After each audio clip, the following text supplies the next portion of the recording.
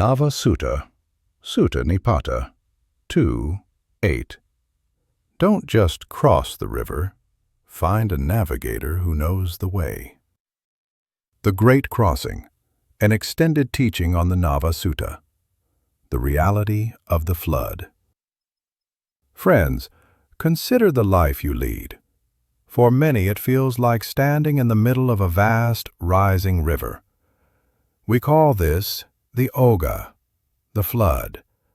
It is the flood of sensual desire, the flood of craving for existence, the flood of false views, and the dark flood of ignorance.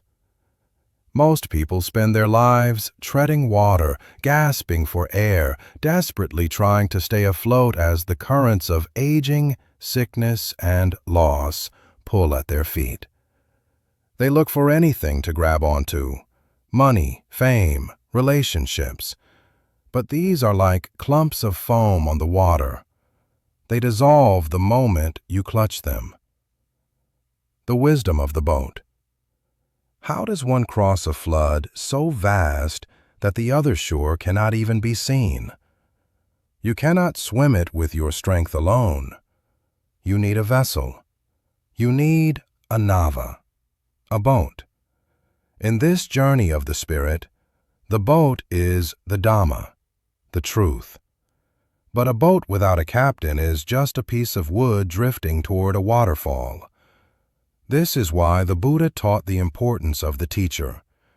Just as a man who boards a sturdy boat, provided with oars and a rudder, can cross the waters because he is skillful and knows the way, so too, one who finds a wise teacher crosses the flood of doubt. The Great Crossing, an extended teaching on the Nava Sutta. The danger of the leaky vessel. Listen carefully. Not every boat is safe. There are many in this world who claim to be teachers, who wear the robes of wisdom, but have no map of the heart. If you board a small, leaky boat with a captain who does not know the currents, both you and the captain will sink. If you follow a teacher who is still filled with greed, who is still drowning in their own anger, or who clings to fame, you are boarding a sinking ship. You will not reach the further shore. You will only disappear into the depths of more confusion. The qualities of the navigator. A true navigator, a noble teacher, is one who has already crossed. They know the hidden rocks of pride. They know the whirlpools of desire. They have felt the wind of the Dhamma in their sails and have touched the solid ground of Nirvana. When you find such a person, listen to them as if your life depends on it, because your spiritual life does. A wise seeker is like a traveler who finds a great ship. They don't just sit on the deck, they learn. They learn how to handle the oars of effort. They learn how to set the rudder of mindfulness.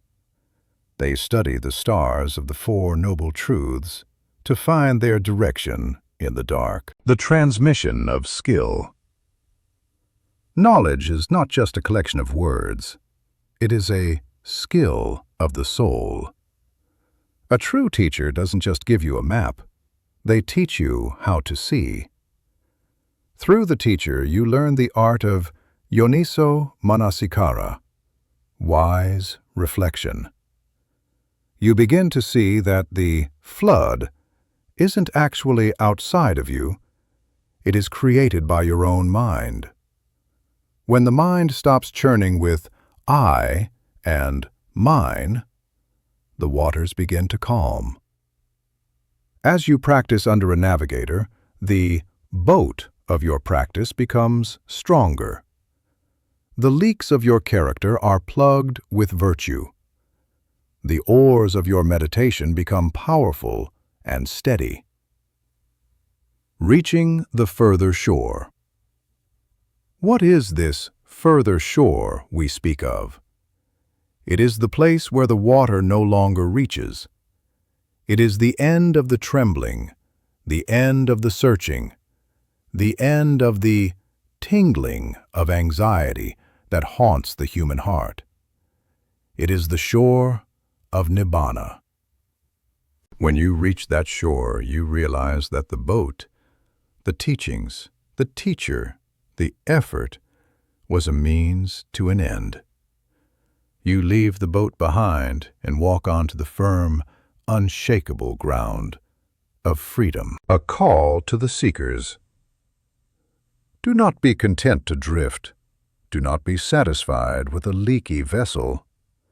Seek out those who are learned, those who are disciplined, those who have tasted the peace of the Dhamma. Listen, reflect, and practice.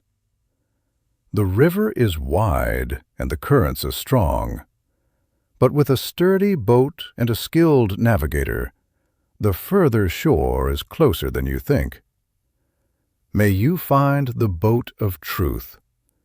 May you meet the navigators who light your way. And may you, in this very life, feel your feet touch the sands of the further shore, where there is no more birth, no more death, and only the infinite peace of the awakened mind. Sadhu, sadhu, sadhu.